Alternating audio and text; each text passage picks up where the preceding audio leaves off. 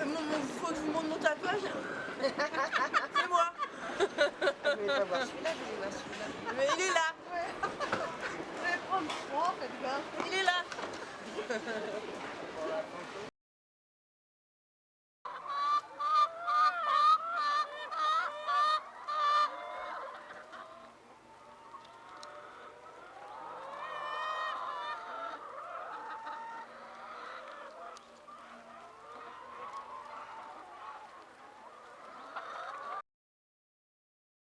Des déchets de légumes que j'ai récupérés chez Christian Charlin.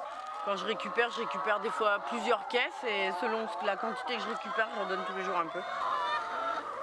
Ça fait pas partie de l'alimentation. C'est comme si je leur donnais des friandises en fait. L'alimentation, c'est vraiment le grain. Donc ça a commencé que j'étais en Bretagne et que je m'ennuyais dans des boulots qui me plaisaient pas. Et qui ne correspondait pas à ma formation de base. J'ai passé un CAP et un BEP en production fleurs en 90 et 92. J'ai jamais travaillé dans mon métier là-bas. Et en 2000, je m'ennuyais un peu, beaucoup même. Donc je suis retournée à l'école et j'ai passé le BPREA en production légumes bio. Et ensuite, j'ai dû faire 2 stages. Et mon deuxième stage, je l'ai fait dans le sud, chez Christian Charlin à la Moutonne, qui est labellisé Nature et Progrès. Et à l'issue de ce stage, il m'a proposé du travail et je suis descendue dans le sud. Donc j'ai travaillé chez lui pendant une année. Et donc il y avait une productrice qui faisait des œufs bio depuis quelques mois et qui vendait ses œufs chez lui, qui revendait son exploitation puisque finalement ça ne correspondait pas à ce qu'elle voulait. Et du coup, on m'en a fait la proposition, je suis venue voir et je suis tombée amoureuse de l'endroit et du lieu. Et aussi ce que j'ai apprécié, c'est de pouvoir travailler toute seule à mon compte, parce que je trouvais que travailler seule à son compte en légumes, c'est trop dur.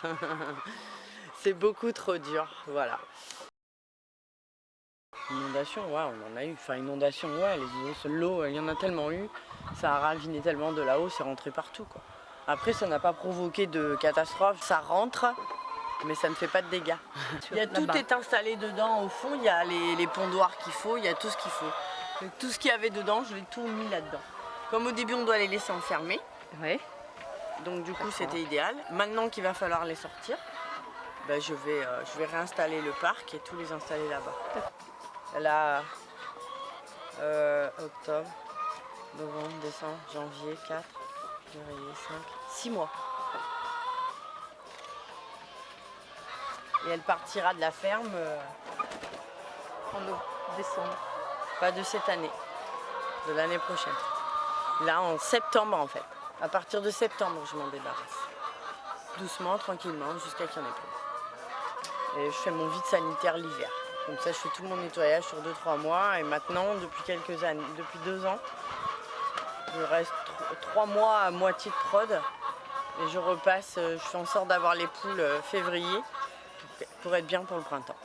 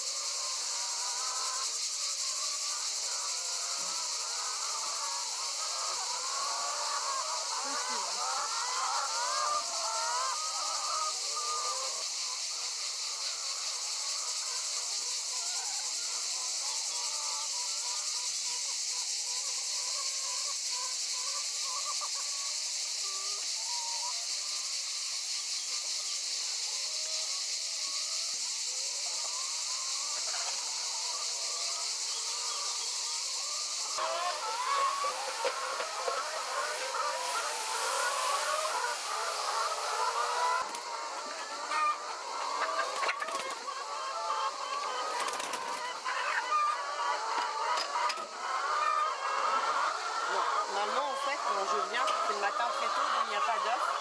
Donc j'ai qu'à gratter en fait. Parce que ces chippies, elles font caca partout. C'est un truc, ça passe pas sans ça quoi.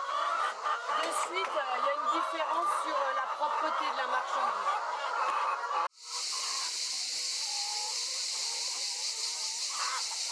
9h20, ça fait déjà 1 heure qu'on est dans ce poulailler.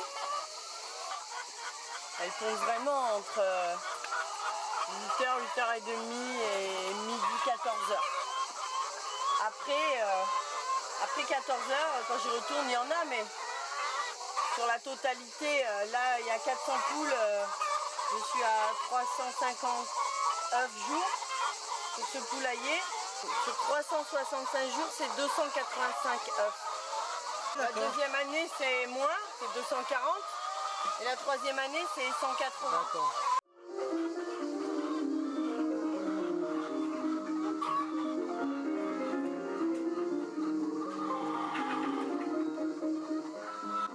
Alors là, il y a moins d'œufs, parce que c'est leur deuxième année. Par contre, ils sont plus gros. Donc, je les vends plus cher. Ça doit être dans les 70-80. Ouais. Ça, c'est du moyen. Ça doit être un gros.